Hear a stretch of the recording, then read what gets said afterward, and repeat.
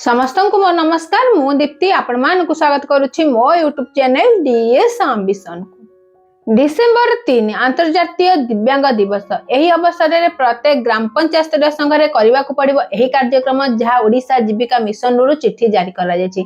केउ कार्यक्रम करा जिवो केउ माने एथिरे शामिल हेबे ता आजिर वीडियो रे म आपण मानक सहित आलोचना करिवि। आशा करूछि आपण माने शेष जाय मोर एही वीडियो सह जोड़ी होई रहिबे। आपण मानकर सुचिंतित मतामत कमेंट बॉक्स जणाइबे। जदि भिडियोटी भल लागला तेबे लाइक करिवे, शेयर करिवे। जदि हम चैनल को नुआ करी विजिट करूछंती तेबे सब्सक्राइब करिया को भूलिबे नाही।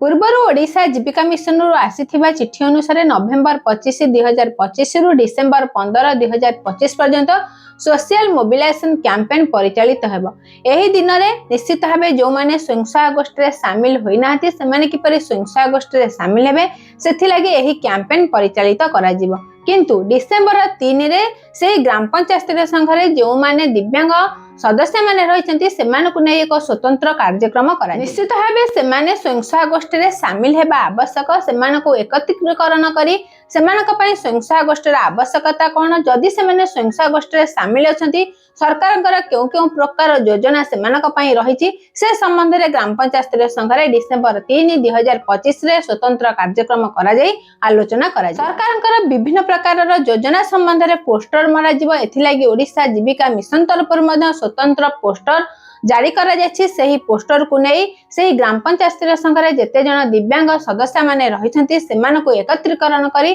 से संबंध रे आलोचना करा। तो ग्राम पंचायत स्तर संघरे एही कार्यक्रम जहा करा जिवो निश्चित भाबे तार फोटो वीडियो शेयर करा जिवो जहा बीएमओ माध्यम रे एसएमएम रे निश्चित भाबे पहुंचीबा आवश्यक। जहा ओडिशा जीविका मिशन तरफरु जेउ चिट्ठी जारी करा जायछि सेथिरे उल्लेख रहिछि। तेणु ओडिसा रा प्रत्येक ग्राम पंचायत स्तर संघरे डिसेंबर 3 2025 को स्वतंत्र दिवस रूपे पालन करा जिवो। जेउ दिवस रे प्रत्येक दिव्यांग सदस्य माने शामिल हेबे सेमाने निश्चित भाबे स्वयं सहायता गोष्ठी रे किपरि शामिल होई परिबे, सरकारंकर विभिन्न प्रकार योजना रे शामिल होई सेमाने आर्थिक क्षेत्र रे किपरि अभिवृद्धि होई परिबो, सामाजिक क्षेत्र रे अर्थनैतिक क्षेत्र रे सेमाने किपरि शामिल होई परिबे सेथि लागि सेमानको सजग करा जिवो। जहा ओडिशा जीविका मिशन रो चिट्ठी जारी करा जाय। एथि लागि दिव्यांग सदस्य मानक पय जो स्वतंत्र बैठक करा जिवो सेथिरे केउ पोस्टर व्यवहार करा जिवो ता हमर आगामी वीडियो रे आपण मानक सहित आलोचना करिवि।